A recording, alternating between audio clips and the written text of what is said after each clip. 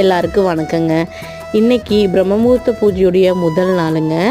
இன்றைக்கி 21 நாள் வேண்டுதல் வச்சு என்னுடைய பூஜையை இன்றைக்கி நான் வெள்ளிக்கிழமை தை அமாவாசை அன்னைக்கு ஸ்டார்ட் பண்ணியிருக்கேன். என்னுடைய வேண்டுதல் நல்லபடியாக நிறைவேறும் அப்படிங்கிற நம்பிக்கையில் நான் இந்த பூஜையை ஸ்டார்ட் பண்ணியிருக்கேங்க. இன்றைக்கி ஃபஸ்ட் டே அப்படிங்கிறதுனால நைட்டே பூஜை ரூம் எல்லாமே க்ளீன் பண்ணி விளக்கு எல்லாமே க்ளீன் பண்ணி எல்லாமே ரெடி பண்ணி வச்சுட்டு படுத்துட்டேன்.